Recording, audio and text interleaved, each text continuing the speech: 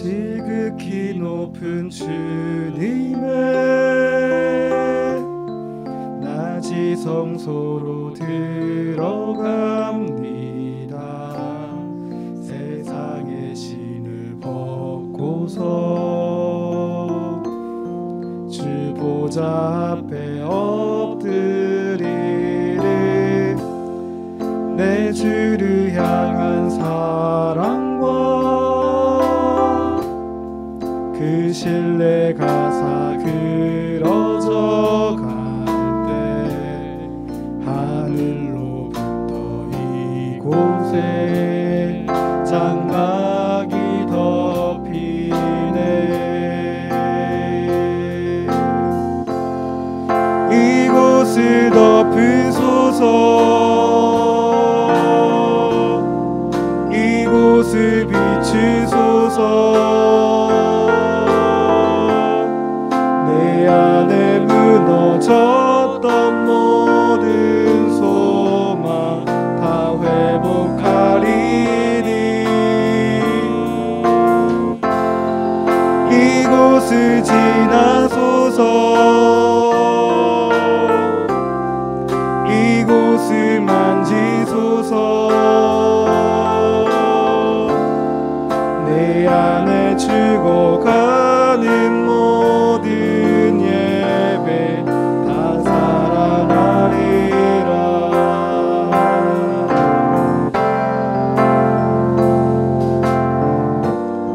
지극히 높은 주님의 낮이 성소로 들어갑니다. 세상의 신을 벗고서 주 보좌 앞에 엎드리리. 내 주를 향한 사랑과 그 신뢰가 사그러져 갈 때 하늘로부터 이곳에 장막이 덮이네. 이곳을 덮으소서. 이곳을 덮으소서. 이곳을 비추소서. 내 안에 무너졌던 모든 소망 다 회복하리니. 이곳을 지나소서. 이곳을 만지소서. 내 안에 죽어가는 모든 예배 다 살아나리라. 이곳을 덮으소서. 이곳을 덮으소서. 이곳을 비추소서. 내 안에 무너졌던 모든 소망 다 회복하리니. 이곳을 지나소서. 이곳을 만지소서. 내 안에 죽어가는 모든 예배 다 살아나리라.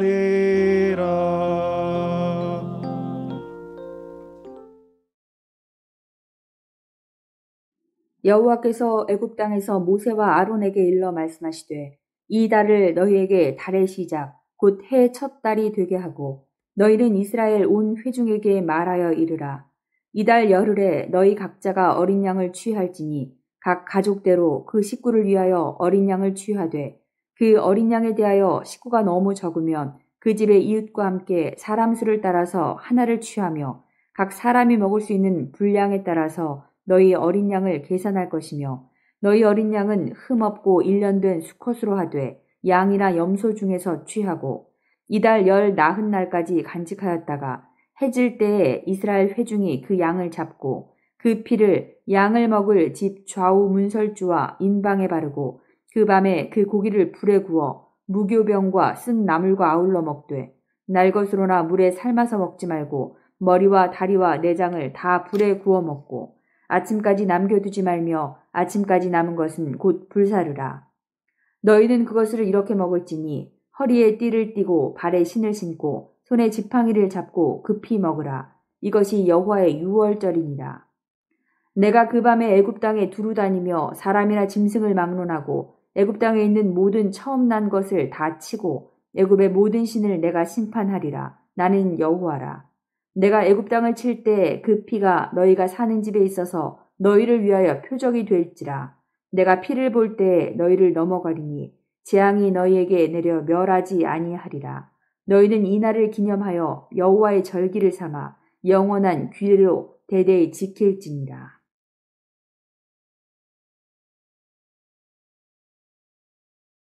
네. 이번 고난 주간은 하나님의 뜻을 따라 라고 하는 큐티 책의 본문으로 우리가 말씀을 나누고 있는데요. 본문은 그 순서에 따라 하고 있지만 그 본문에 대한 해석은 좀 더 다른 관점에서 우리가 나누고 있어요. 이렇게 나누는 이유는 정말 성경으로 다시 돌아가서 성경이 제시하고 있는 하나님의 구원의 이야기, 이것을 회복할 필요가 있기 때문이고, 이것을 회복하지 않으면 한국 교회도 회복되기 어렵기 때문에 조금은 어려운 이야기들을 하고 있습니다. 양해를 해주시고요. 오늘은 특별히 예수님이 잡히신 날 밤에 대한 이야기와 연결된 출애굽기 12장의 말씀을 나누길 원합니다. 예수님이 잡히시기 전에 했던 일은 주의 만찬으로 알려진 유월절 식사죠. 물론 그날이 유월절이기 때문이기도 하지만 자신이 유월절과 매우 깊은 관련이 있음을 보여주기 위해 주의 만찬을 나누고 있음을 알 수 있어요. 유월절 날에 잡혀 죽임을 당하신다는 것은 예수 그리스도께서 유월절 어린 양이라는 의미죠. 세례 요한이 예수님을 바라보며 이렇게 외치잖아요. 보라, 세상 죄를 지고 가는 어린 양이로다. 예수 그리스도께서 유월절 어린 양이라는 거예요.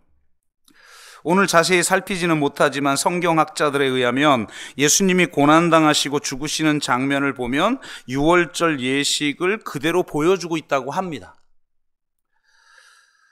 그런데 이 유월절이라고 하는 것이 단지 죽음의 재앙이 넘어간 사건만을 의미하는 게 아니에요. 한 개인이 죽을 수밖에 없었는데 그 죽음이 넘어가 버린 그런 사건을 말하는 게 아니에요. 여러분 11절 말씀을 보세요. 너희는 그것을 이렇게 먹을지니 허리에 띠를 띠고 발에 신을 신고 손에 지팡이를 잡고 급히 먹으라. 이것이 여호와의 유월절이니라. 여러분 왜 이렇게 먹어야 하죠? 출애굽 때문에 그렇죠. 하나님께서 애굽의 권세를 멸하시고 그들을 애굽에서 해방하실 것이기 때문에 이렇게 먹어야 하는 거예요. 출애굽을 반영하는 가장 중요한 예식이 유월절이죠. 그러니까 유월절은 출애굽이라고 하는 더 큰 이야기의 시작점이라고 할 수 있는 거예요. 유월절의 유래는 잘 알다시피 출애굽 과정에서 하나님이 애굽에 내린 10번째 재앙을 면하게 했던 어린 양의 피죠. 유월절의 핵심은 어린 양의 피를 문설주와 임방에 바르면 심판주가 그 피를 보고 넘어간다는 데 있어요. 13절, 내가 피를 볼 때에 너희를 넘어가리니. 이게 패스오버, 이게 유월절이라는 게 영어로 패스오버거든요. 그러니까 하나님이 그 피를 보고 넘어가셨다는 거예요. 너희를 넘어가리니 재앙이 너희에게 내려 멸하지 아니하리라, 이렇게 말하고 있죠. 그런데 여러분 가만히 한번 보세요. 첫 번째 유월절, 최초에 시행된 바로 이 유월절은 유월절 어린 양의 피가 이스라엘의 죄를 덮는 것은 아니라는 것을 알 수 있어요. 그러니까 무슨 말이냐면 이스라엘의 죄에 대한 심판이 임하는데 그 심판을 넘어가게 한 사건이 아니라는 거예요. 12절 말씀, 내가 그 밤에 애굽 땅에 두루 다니며 사람이나 짐승을 막론하고 애굽 땅에 있는 모든 처음 난 것을 다 치고 애굽의 모든 신을 내가 심판하리라. 나는 여호와라. 이렇게 말하고 있어요. 10번째 재앙은 애굽의 장자들, 심지어는 사람뿐만 아니라 짐승의 장자들까지 치는 것인 동시에 애굽의 모든 신을 심판하는 행위예요. 이스라엘을 심판하는 행위가 아니라는 말이에요. 지금 히브리 노예들을 압제하는 이 애굽에 임하는 심판으로 인해 애꿎은 이스라엘이 피해를 보지 않도록 하기 위해서 심판을 넘어가게 한 것이 바로 유월절 어린 양의 피라는 거예요. 이렇게 이스라엘은 하나님의 보호 속에서 출애굽의 은혜를 입게 되었고 약속의 땅 가나안을 얻게 됩니다. 하지만 우리가 화요일 날 나눴던 말씀처럼 그들은 가나안에 들어가게 하신 하나님의 목적을 성취하는데 실패했죠. 그래서 하나님의 심판을 받아 예루살렘 성전은 파괴되었고 그들은 바벨론의 포로로 잡혀갔어요. 너무나 안타까운 일이죠.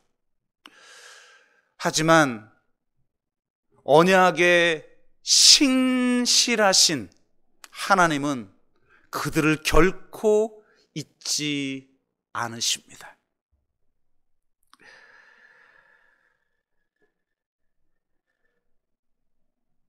그리고 그들을 결코 버리지 않으십니다. 제2의 애굽인 바벨론에서 그들을 해방하여, 즉 제2의 출애굽을 통해 그들을 다시 약속의 땅에 모을 것이라고 약속하십니다.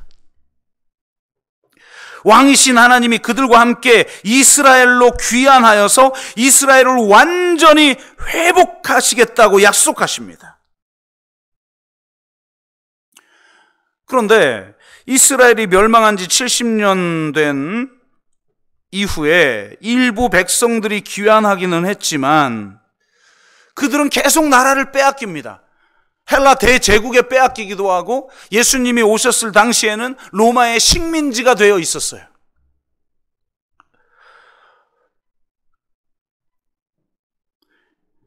그렇기 때문에 그들은 자신들이 여전히 바벨론 포로 생활을 하고 있다고 여겼어요. 그렇기에 그들은 제2의 출애굽을 행하실 메시아를 고대했습니다. 그런데 여러분, 이게 아주 중요한 지점인데 여기에서의 핵심은 제2의 출애굽을 행하실 그 메시아를 고대했지만 그 메시아가 오셔서 해야 할 굉장히 중요한 일 하나가 더 있다는 거예요. 바로 제2의 출애굽을 경험하기 위해서는 이스라엘의 죄를 해결해야 한다는 점입니다. 여러분, 첫 번째 유월절은 애굽에 임하는 심판을 면하기만 하면 됐지만 제2의 출애굽의 출발점인 두 번째 유월절은 이스라엘 자신의 죄에 임하는 심판을 면하는 유월절이어야 했어요.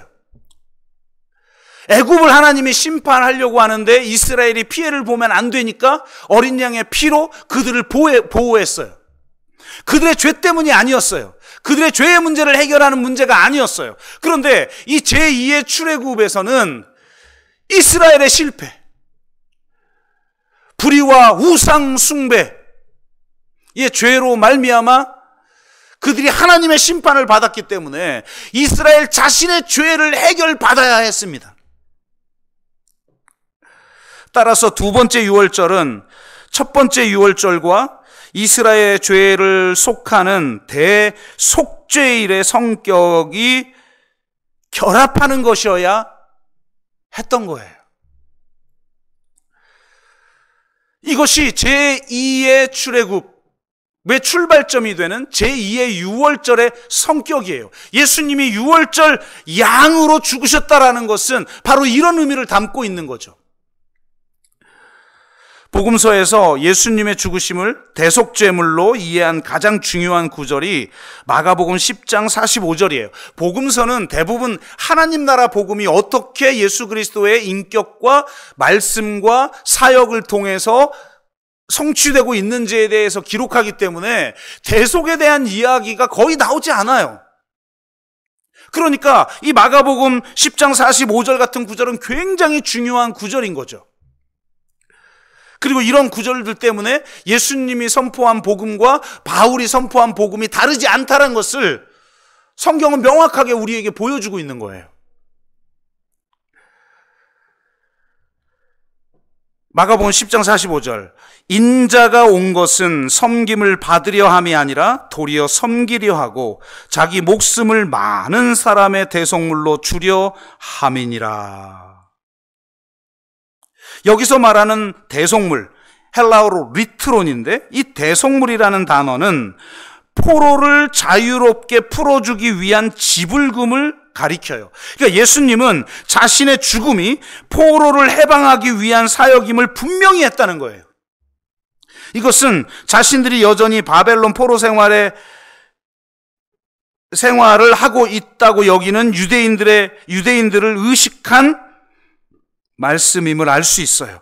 예수 그리스도께서 제2의 출애굽을 일으키기 위해 제2의 유월절 어린 양으로 이 땅에 오셨다라는 것. 그러니까 한 개인의 내면적인 죄의 문제, 하나님과 나와의 1대1의 문제만 해결하기 위해서 오신 게 아니에요. 이스라엘이 실패했던 그것을 성취하기 위해 오신 거예요. 제2의 애굽인 바벨론에서 그들을 해방하기 위해서 오신 거예요. 저 거대한 우상을 깨트리는 뜨인 돌로, 다듬지 않은 돌로 이 땅에 오셔서 우상을 깨트리시고 십자가에서 정사와 권세를 멸하신 분이 예수 그리스도인 것입니다. 로마서 3장 25절에서 바울은 유월절 어린 양의 피에 대해서 이렇게 말해요.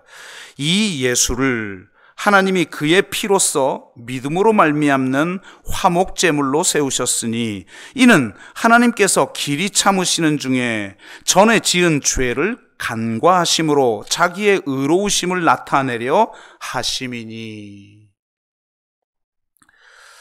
여기 보면 화목제물이라고 번역이 되어 있는데요. 많은 학자들이 이 번역은 잘못되어 있다라고 말해요. 여러분 레위기 저와 함께 한번 공부하신 분은 잘 아시지만 레위기에 있는 그 5대 제사 중에 화목제물은요, 속죄하고 관련이 없는 제사예요. 그러니까 화목제물로 세우셔서 전에 지은 죄를 관가하셨다라고 하는 해석은 문제가 있는 거죠. 그렇다면 다르게 번역해야 하는데, 이 화목제물에 해당하는 단어가 힐라스테리온이라는 단어예요. 이 언어 의미 자체는 뭐 배상이나 달래기 이런 뜻도 있겠지만, 구약적 맥락에서 보면 바로 언약궤 덮개, 히브리어로는 카포레스라고 하는 시은좌를 의미하는 것이라고 볼 수 있는 것이에요. 그러니까 실제로 히브리서 9장 5절 말씀은 이 힐라스테리온이라는 단어를 그렇게 번역하고 있어요. 히브리서 9장 5절, 그 위에 속죄소를, 이 속죄소가 힐라스테리온이에요. 로마서에서 화목제물이라고 번역한 단어죠. 힐라스테리온을 뭐라고 번역하냐? 속죄소. 그러니까 언약궤의 그 법궤 뚜껑, 시은좌라고 불리는 곳이죠. 은혜의 좌소. 그러니까 이 언약궤 법궤 뚜껑, 속죄소를 덮는 영광의 그룹들이, 왜냐하면 그 속죄소 뚜껑 위에 그룹 형상이 있거든요. 법궤 뚜껑을 보면 영광의 그룹들이 있으니 이것들에 관하여는 이제 낱낱이 말할 수 없노라. 그러니까 힐라스테리온은 바로 이 속죄소, 언약궤 덮개인 거예요. 바로 그 언약궤 덮개로 세우셨으니 전에 지은 죄를 간과하심으로라고 우리가 이해하는 게 옳다는 거예요. 그리고 어제 말씀을 나눴던 것처럼 여기에 바로 오래 참으심이라는 단어가 나와요. 길이 참으시는 중에 십자가를 참으사, 자기를 거역한 자들을 참으사. 바로 그 참으사예요. 아노케라고 하는 단어인데, 오래 참음. 그 오래 참음이 전에 지은 죄를 간과함. 이 간과함이 뭐예요? 패스오버예요. 넘어가 버렸다라는 거예요. 정말 놀라운 메시지죠. 십자가를 참으시고 자신을 거역한 자들을 참으시기까지 오래 참으신 이 하나님의 긍휼과 언약적 신실함이 이스라엘의 죄를 간과하시고 넘어가 버리셨다라는 겁니다. 여러분, 힐라스테리온은 지성소에 있는 그룹 모양을 하고 있는 법궤 뚜껑을 말해요. 1년에 한 번 대속죄일에 대제사장이 속죄 제물에 피를 담아 지성소에 들어가서 힐라스테리온, 즉 이 시온자 위에 피를 뿌림으로써 이스라엘의 모든 죄를 사하고 죄로 더럽혀진 성전을 정결케 합니다. 이게 대속죄일의 의미예요. 여러분 잘 아시는 것처럼 6월절은 우리나라 달력으로 말하면 4월달이죠. 이스라엘 달력으로는 그게 바로 1월달이고 6월절부터 시작되는 거예요, 새해가. 근데 우리 달력으로 말하면 4월달이죠. 그리고 6개월 후, 그러니까 달력으로, 동그란 달력으로 보자면 이 4월달 정반대편에 있는 10월달이죠. 거기에 대속죄일이 있어요. 완전히 다른 절기예요. 그런데 바로 예수 그리스도 제2의 6월절 어린 양의 피는 6월절의 어린 양인 동시에 이 대속죄일의 어린 양의 의미가 결합되어져 버린 거예요. 왜? 이스라엘의 실패, 그들의 죄악, 그들에게 임하는 그 심판을 넘어가는 패스오버, 넘어가게 하기 위해서 이스라엘의 죄도 다루어야 했기 때문에 그런 것입니다. 그래서 그들의 죄를 해결하여 진정한 출애굽을 이루시고 새 이스라엘을 회복하시고 온 인류를 치유하시고 온 세상을 회복하는 놀라운 일을 십자가에서 행하신 것이죠. 속죄제의 피가 성소를 깨끗하게 하여 하나님의 영광이 임할 수 있는 곳이 되었습니다. 비로소 이제 하나님이 임재하셔요. 하나님, 왕이신 하나님이 오셔서 귀환하셔서 더럽혀진 성전 때문에 떠났던 그 성전으로 돌아오셔서 쉐키나의 영광을 보여주셨어요. 우리는 바로 예수 그리스도의 십자가를 통해 하나님의 영광을 보게 되는 것입니다. 바로 이 6월절 어린 양인 동시에 대속죄일의 어린 양으로 죽으신 예수 그리스도의 그 피의 현장, 그 십자가에 죽으신 그 죽으심이야말로 새로운 성전의 건축이요, 새로운 출애굽이요, 하늘과 땅이 서로 교류하는 에덴의 상징적 재창조인 것이죠. 에덴을 회복하고 이스라엘을 회복하고 온 세상을 새로운 성전으로 회복하여 새하늘과 새 땅이 되어 그곳에 임재하시는 하나님의 영광을 우리는 십자가에서 보게 되는 것입니다. 얼마나 놀라운 사건입니까? 이런 내용이 자세히 나오는 곳이 이사야 40에서 55장이죠. 제가 화요일 날 자세히 말씀을 드렸죠. 유대인들은 이사야서 40에서 55장을 이렇게 해석했어요.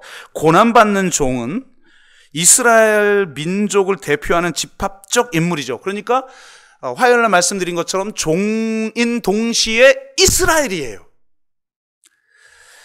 이스라엘의 고난과 진통을 통해 바로 이 이스라엘과 동일시한 메시아의 고난과 진통을 통해 구속이 성취될 것이라고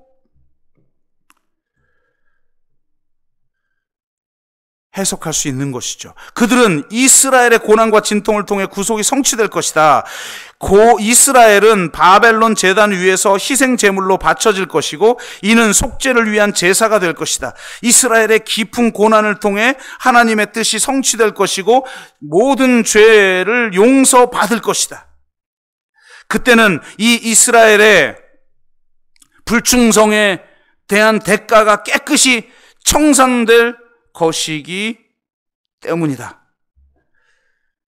이것을 그들은 구속적 고난으로 이해를 했어요. 이것이 유대인들이 이해한 바로 이사야서 40에서 55장의 내용이죠.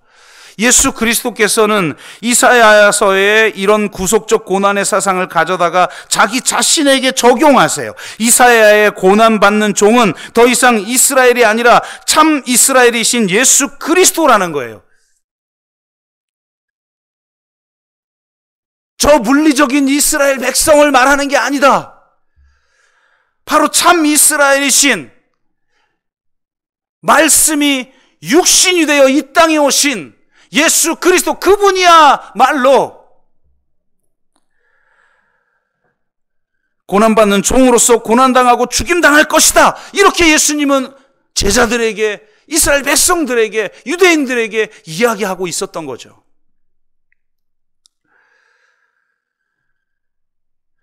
예수님은 놀랍게도 고난받는 종이야말로 6월절의 어린 양이며 대속죄일의 속죄 제물이라고 말씀하고 계십니다.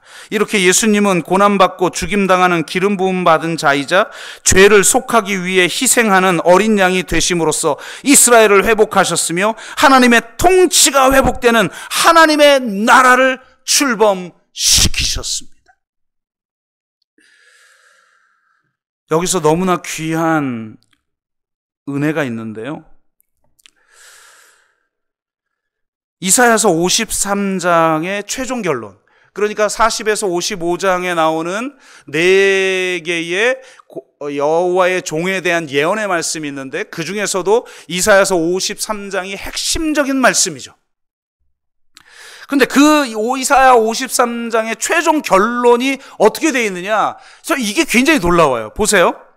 12절, 그러므로 내가 그에게 존귀한 자와 함께 목을 받게 하며 강한 자와 함께 탈취한 것을 나누게 하리니 이는 그가 자기 영혼을 버려 사망에 이르게 하며 범죄자 중에 하나로 헤아림을 받았음이니라. 십자가 사건을 말씀하는 거죠. 그러나 그가 많은 사람의 죄를 담당하며 범죄자를 위하여 기도하였느니라. 여러분, 이게 이사야서 53장의 최종 결론이에요.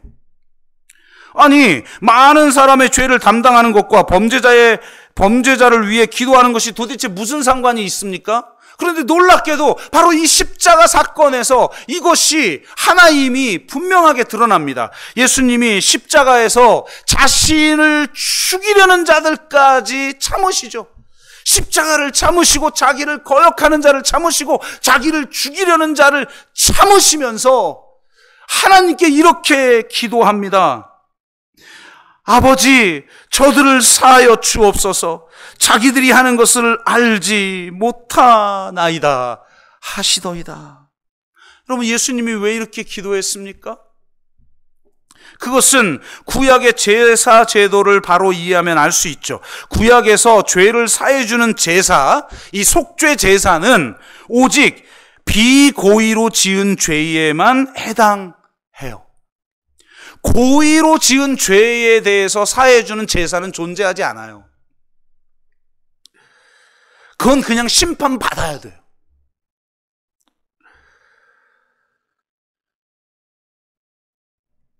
그런데 예수님이 지금 자신을 죽이려는 자들, 범죄자들, 자기를 거역하는 자들, 그들을 위해서 아버지, 저들을 사하여 주옵소서. 자기들이 하는 것을 알지 못함이니이다라고 기도한 것은 저들이 짓고 있는 죄가 하나님, 당신이 사해 주실 수 있는 비고의적인 죄입니다 라고 하나님 앞에 중보하고 있다는 거예요. 그래서 나의 이 죽음으로 저들의 죄를 사해 주십시오. 와, 이것이 바로 십자가의 사랑이에요. 자기를 죽이려는 자들까지 사랑하셔서 그들의 죄를 비고의적인 죄로 여겨달라고 하나님께 기도할 수 있는 사랑. 이것이 바로 하나님 아버지 품 안에 있는 그리스도를 통해 나타난 하나님 아버지의 사랑인 거예요. 이 사랑 때문에 예수님은 이 땅에 성육신하셨고 공생애를 통하여 이스라엘이 실패했던 것, 그것을 성취하시고 궁극적으로는 십자가와 부활을 통하여서